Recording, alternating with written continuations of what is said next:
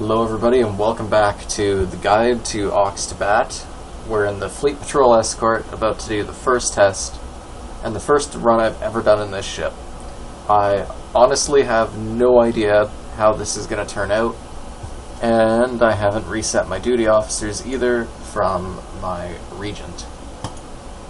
So, while I'm doing this, I'll explain what we're going to be doing here. So we're going to be using a program called CombatLogReader. You can get this by Googling STO CombatLogReader. And what you do, which I will show you in a second, is after you've gone into your STF, and before you start it, you know, say you go into ICE, you'll go through your menu, and then from there, that's what I needed. I needed a systems engineer. Now that I remembered that.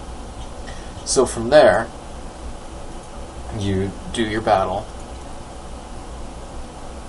and then you go through, and once that's all done, you go /combat-log0. So, as you'll see when I enter ICE, I'm going to get rid of my bridge officer's pop-up screen. Then I'm going to hit enter and go /combat-log1 and hit enter. I'll go through the STF, hit everything as hard as I can, and then when it's all over, hit enter again, /combat-log and 0.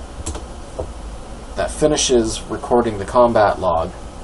Then you just Alt-Tab over into the CombatLogReader, hit read log file, and it gives you the results of everyone's damage that was done to them and that they did, and the healing that they did and everything. You get every single metric for you and all of your teammates.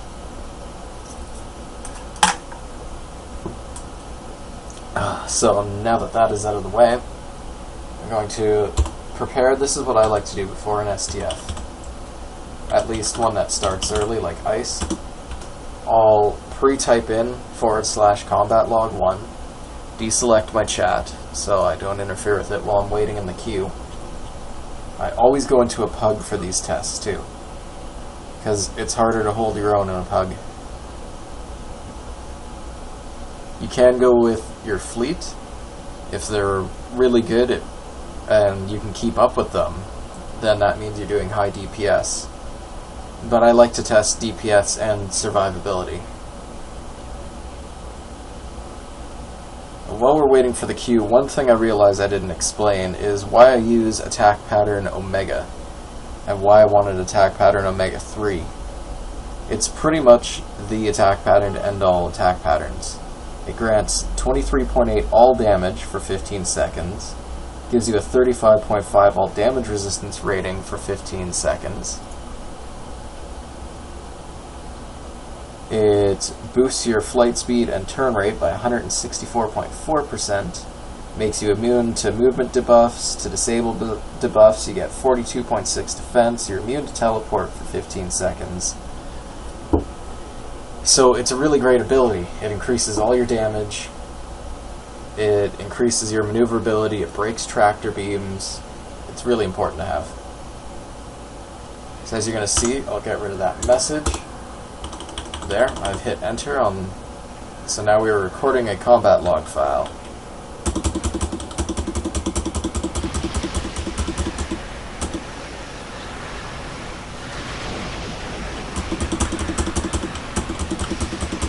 And there's the Spike. A very nice flying ship. Very, very nice.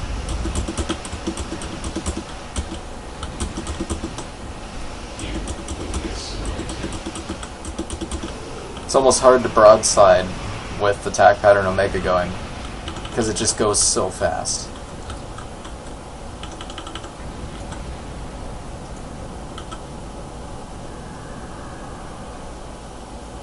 Fire on my mark is not on my tray.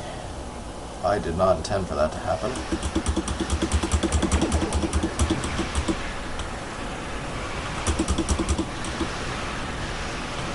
Now what I'd like to do is the most damage possible, so here's another spike.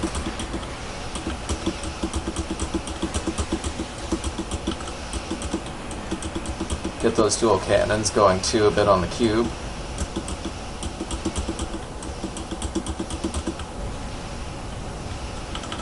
Normally I select these and I try to be careful not to blow certain ones up too soon, but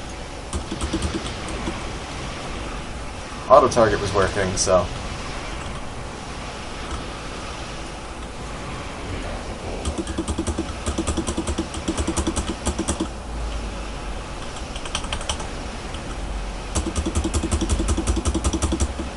theoretically all my weapons should be hitting right now.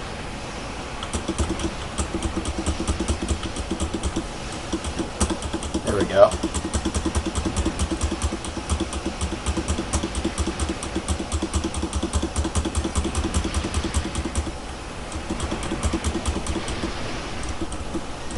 Even the rear dual heavy cannon, or dual cannons, sorry, were firing there.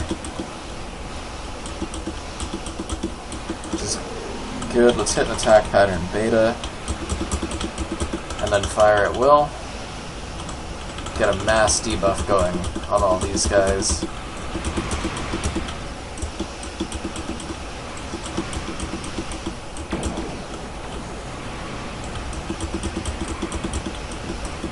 You can actually take advantage with foggoing of those rear dual cannons really nicely. Like so. In fact, you can get all the beam arrays in the firing arc while you got the dual cannons.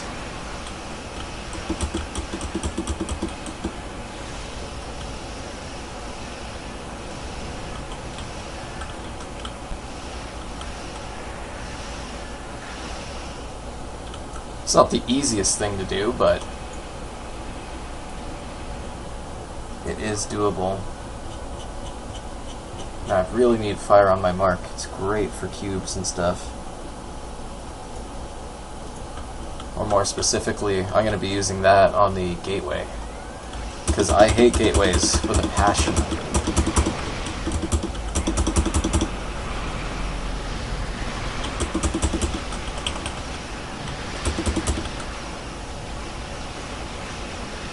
Get those dual cannons firing on that cube. There we go.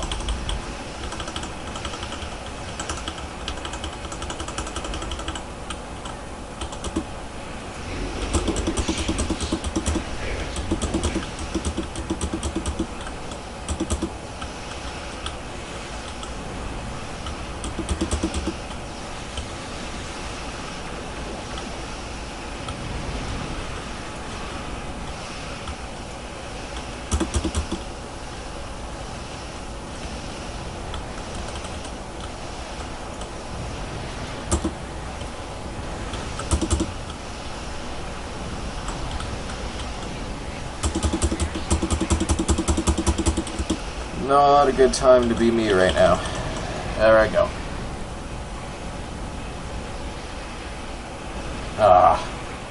Forgot about reverse shield polarity. It's the problem when you build a ship and go 3 days without using it. No matter. Thankfully I didn't hit that cube.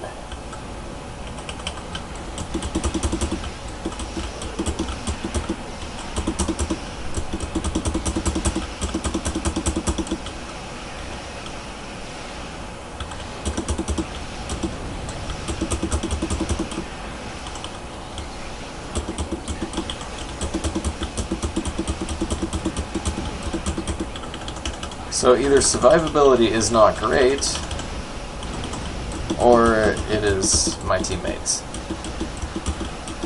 Or it's me.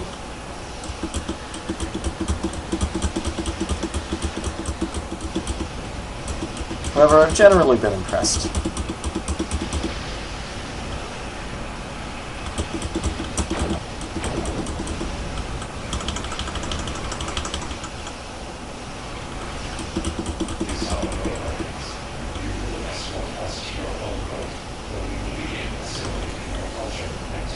In this layout, it is definitely hard to use those rear cannons. Now, let's go for a full spike.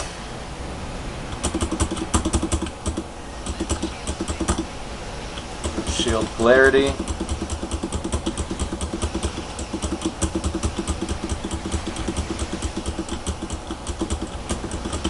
As you can see, the tractor beam is doing nothing because attack pattern Omega is still running.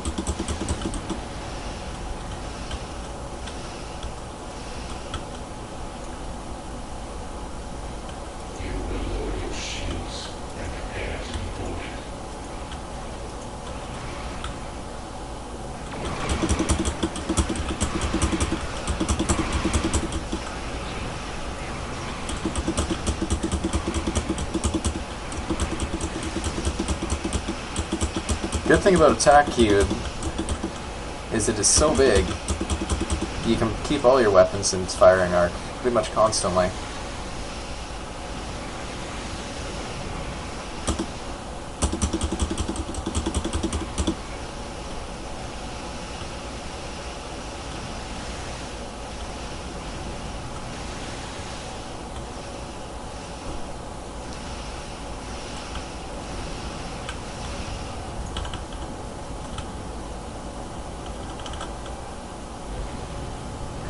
There you go. Now that it is the end of the STF, we go enter /CombatLogReader. Take our task force Omega marks and leave the STF.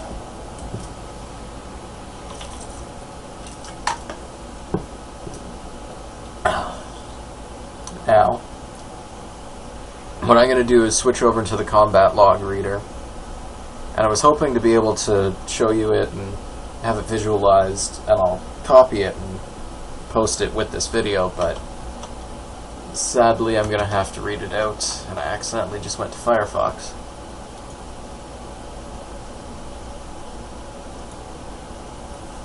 So the damage total I did was 3,967,183 at 8,855.32 DPS, which is pretty good. It took us 7 minutes and 28 seconds to do that STF.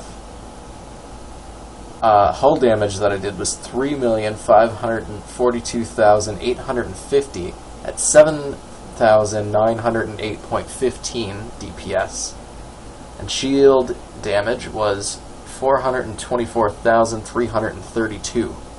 So I definitely have a lot of shield penetration going on. Now there's a damage table, much like you'd see in Excel. It's got damage with, damage to, damage from, hits with, hits to, hits from, hits with, hits to, or heal with, heal to, heal from. So you can even see how much healing you're doing. It goes really far in depth. And I'm just going to kind of graze over some of the finer points. So I did 2,066 attacks, missed 3 times for an accuracy of 99.85, which is really good. I did 467 critical hits, which is 22.64%, and that's okay. Remember, I can go back into the game and show you guys this. The attack stat on here, the critical chance is only 16. And I was damaged for the last half of that. I had an energy weapons system damage. So I was losing 2 weapons power, which isn't a big deal, and I'll heal that at ESD momentarily. And I got a plasma turret, Mark 12, accuracy times 3. So clearly I did good because I got some good loot. But 16% critical chance, 16.6 to be exact, with accuracy bonuses turned into 22.64, and that's just broad ranged. Now the other teammates, one of them did 1,198,842 damage at 2,700 DPS. Another did 1,490,001 at 3,303.77 DPS. Another teammate did pretty good at 2,630,237 damage at 6,462.5 DPS. Person was clearly a Klingon. They're using isometric charge, they've got pets, and everything is disruptors. And the last teammate did quite good with 3,327,692 damage at 7,411.34 DPS. But still the king was the Fleet Patrol Escort at 3,967,183 at 8,855.32 DPS. Very much triumphant.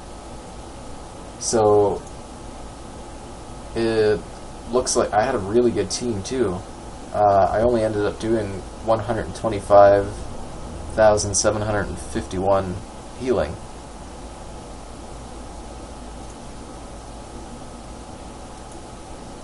Now the phaser array, if you look just under that, which you can look under every single attack ability that's in the table and get specifics and get a table from it for the damage to and hits to. And its criticals, the accuracy is 100% with my phaser array. And the criticals are 25.33%. That is nearly 10% higher than the actual attack stat. With FA, the accuracy decreased to 99.72, and critical chance dropped to 20.6. But that's still a full 4% higher, purely on accuracy boost. And I only missed 3 times with FA. 3 hits. Like I said in the whole thing. In fact, those are the 3 misses I made are with FA.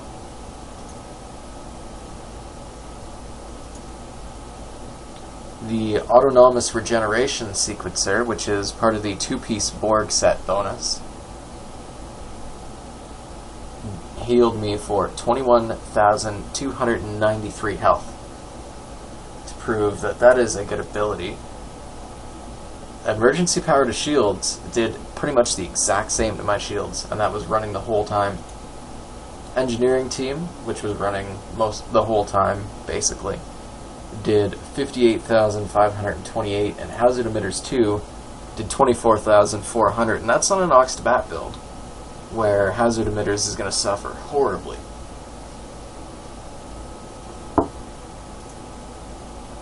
So, I gotta say, those stats are pretty impressive, and I don't really think there's any tweaks that need to be made. It was defensively really good. Reverse shield polarity helped when it needed to, for instance, and everything died quite quickly. I did have a good team to help compensate. So it's tough to say on the defensive side, but clearly it's got the ability to chew through hull very nicely. I guess I still need the vulnerability locator, but I don't have the fleet credits right now. I ended up spending a crap ton on getting a 6th duty officer slot for the ground to make me even more potent in ground battle. Actually, I used it for healing potential, which is really cool, because that's just really hard to come by in ground combat. And I believe I've gone over pretty much everything with this build too. Now, one thing that didn't show up that I just realized, there they are. Dual phaser cannons, rapid fire 1. So the Tempest tailgun is a phaser dual cannon, and it runs constantly in rapid fire 1 mode. and that did 190,311 damage, which is not much at all. That was barely firing. So, clearly the Tempest tailgun doesn't add too much to the ship, but you can make it so engineering heavy that it's just so tanky. I mean, I didn't sweat at all. There was just one point where I suddenly died and realized I was dying about 2 seconds before it happened. And another part where my shields got chewed through, so I needed reverse shield polarity.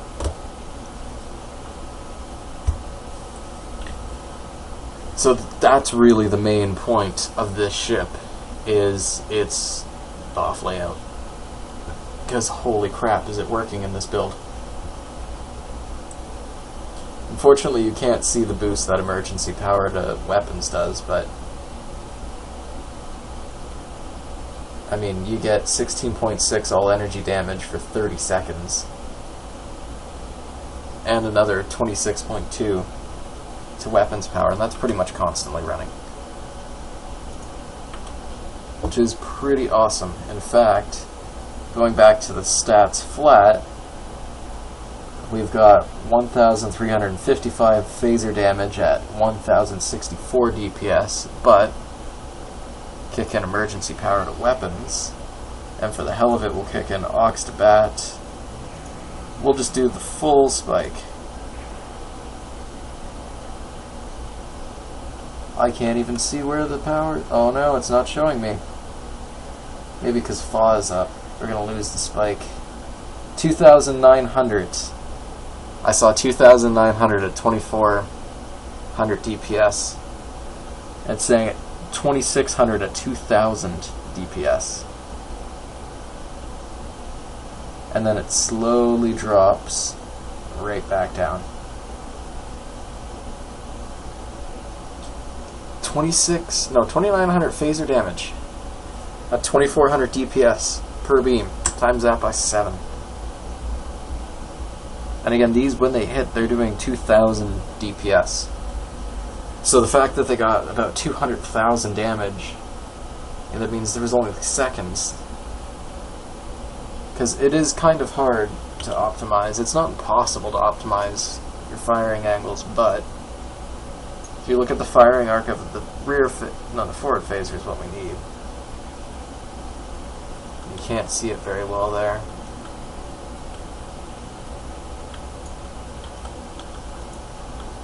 Hit evasive and hope that I can kind of move over blackness quicker.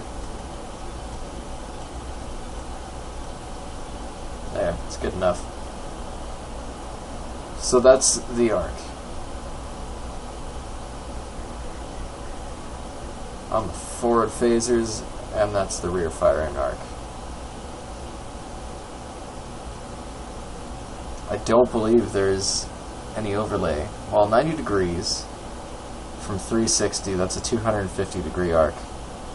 Yeah, there is no overlay. That was all just in my head, and I didn't actually do the math on it. Which is why there was such low damage. However, if you just, say, sat on top of a cube like this, you know, angle your rear end down more like that, you're good. All 8 weapons will hit something as long as it sits under you at an angle like that. So these are all the things we've learned, and it's impressive. Quite impressive. In an STF of that caliber, with 2 of us getting to nearly 4 million damage, and another sitting at like 2.5, that's almost what me and my fleet would do. In fact, I'm just little off from the most I've seen people get out of this ship. So, there you go. The build is a success, which is awesome. I'm going to play with this ship some more. I will record some videos of some other STFs for you guys with it. And if I do come up with some tweaks, because I do need to fly it more, I will also post them being made. As always, thank you for watching, and have a great one.